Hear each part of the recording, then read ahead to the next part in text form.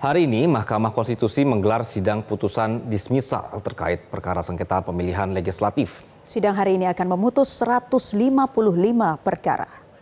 Sidang putusan dismisal telah dimulai sejak pukul 8 waktu Indonesia Barat dan akan digelar selama 2 hari hingga esok.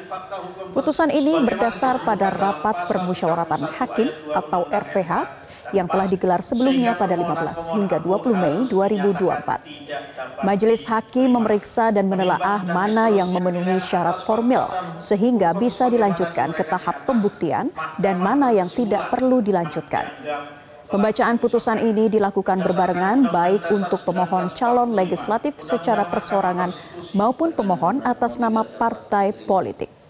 Demikian diputus dalam yang nama-namanya dianggap diucapkan pada hari Rabu tanggal 15 bulan Mei tahun 2024 yang diucapkan dalam sidang pleno Mahkamah Konstitusi. Yang mengadili perkara konstitusi pada tingkat pertama dan terakhir adalah sidang pengucapan putusan atau ketetapan. Ada 155 hari ini diagendakan pengucapan putusan dan ketetapan, besok 52. Total 207 putusan yang akan diucapkan dalam sidang 2 hari ini.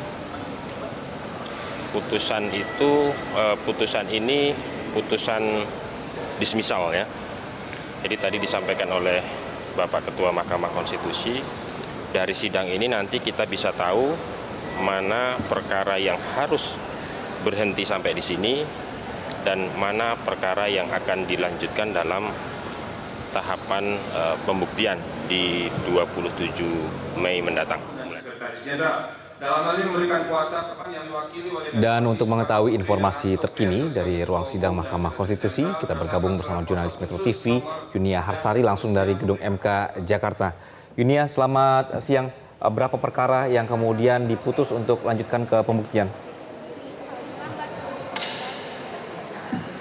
Selamat siang Anggi, untuk dipahami terlebih dahulu, yang pertama sidang hari ini beragendakan putusan dismisal yang artinya ini adalah hasil dari rapat permusyawaratan hakim untuk menentukan mana perkara yang akan dilanjutkan atau disebut layak disidangkan ke tahap pembuktian dan mana yang harus gugur sampai di putusan hari ini saja. Nah, apa sebenarnya yang menjadi ketentuan untuk suatu perkara bisa dilanjutkan dalam sidang pembuktian, mana yang tidak? Tadi kami tanyakan kepada Jubir MK Fajar Laksono, disampaikan bahwa ketentuannya ada pada syarat formil. Nah, apa sebenarnya poin-poin yang masuk ke dalam syarat formil sehingga satu perkara ini bisa dilanjutkan ke tahap pembuktian? Ini ada beberapa poin, Anggi. Yang pertama misalnya diajukan di luar tenggat waktu. Nah, untuk calon legislatif perseorangan yang mengajukan gugatan sengketa PHPU, ini tidak ada rekomendasi dari partai politik untuk mengajukan sengketa PHPU di Mahkamah Konstitusi. Lalu kemudian ada pemohon yang sudah dipanggil secara patut oleh mahkamah namun tidak hadir, entah dengan tidak ada alasan atau dengan alasan sudah mengajukan pembatalan gugatan seperti itu.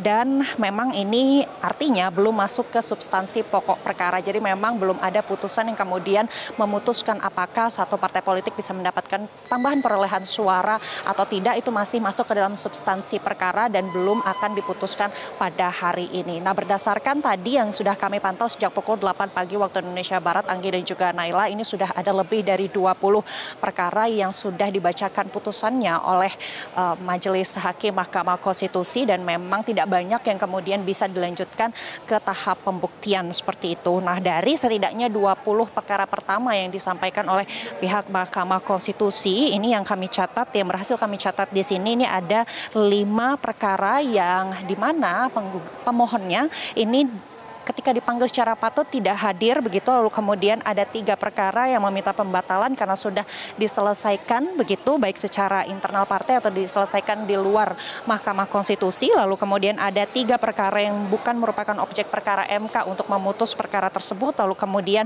ada 2 perkara yang tidak mendapatkan rekomendasi dari partai. Yang kami catat di sini ada calon legislatif yang berasal dari Partai Golkar dan juga Partai Gerindra yang mereka mendaftarkan gugatan sengketa PHPU namun belum mendapatkan surat rekomendasi dari 2 partai tempat di mana mereka kemudian mendaftar menjadi calon legislatif begitu. Nah, banyak juga dari 20 perkara pertama yang kami pantau ini, Anggi dan juga Naila, ini banyak yang permohonannya ini dianggap kabur begitu sehingga tidak dapat diterima oleh Mahkamah Konstitusi. Nah, sesuai tadi yang disampaikan sebelumnya bahwa pembacaan putusan pada hari ini merupakan gabungan antara permohonan perseorangan dan juga permohonan partai. Nah, kalau dari partai kami mencatat ada beberapa partai politik yang di 20 perkara pertama ini sudah dibacakan putusannya begitu oleh pihak Mahkamah Konstitusi. Salah satunya ini adalah Partai Nasdem di perkara 90, di mana Partai Nasdem ini merupakan salah satu partai di mana permohonannya ini bisa dilanjut sampai ke pembuktiannya ini untuk pembuktian perkara di Dapil Jabar 1. Dan ada satu lagi perkara, yakni perkara 229 yang sebenarnya ini adalah pemohon dari Partai Gerindra yang kemudian mencantumkan Partai Nasdem sebagai pihak terkait. Di sini disampaikan oleh Majelis Hakim Mahkamah Konstitusi bahwa perolehan suara yang dipermasalahkan oleh pihak Partai Gerindra ini tidak diuraikan dengan jelas, tidak disandingkan secara jelas begitu, sehingga memang tidak dapat disimpulkan bahwa ada penggelembungan suara yang dilakukan atau yang dialamatkan sebelumnya oleh Partai Nasdem. Dan berikut kita dengarkan pernyataan selengkapnya dari kuasa hukum Partai Nasdem, Husni Tamarin. Alhamdulillah dan terima kasih ke beberapa pihak. Untuk perkara 90 itu Jabar 1 kita lanjut ke pembuktian. Kemudian untuk Jabar 9 ya kita tadi sebagai pihak terkait eksepsi kita diterima dan tentunya permohonan yang diajukan oleh Partai Gerindra terhadap Jabar 9 ini tidak dapat diterima oleh Mahkamah. Artinya perkara ini terhenti sampai di sini. Nah, dengan terhentinya perkara ini dalam ketetapan yang telah ditetapkan oleh Mahkamah Konstitusi tadi, maka tentunya sudah sangat besar harapan Jabar 9 Partai Nasdem mendapatkan 1 kursi untuk DPR RI. Ya, Anggi dan juga Naila, hari ini akan ada 155 perkara yang diputus, lalu kemudian besok akan ada 52, jadi total ada 207 perkara yang akan diputus, mana yang akan lanjut, mana yang akan terhenti sampai di putusan kali ini saja. Kita masih akan tunggu dari partai mana saja nanti yang perkaranya bisa dilanjutkan ke tahap pembuktian, begitu juga bagi mereka yang mengajukan secara perseorangan. Demikian dari Gedung Mahkamah Konstitusi Jakarta, saya kembalikan ke Anda di studio.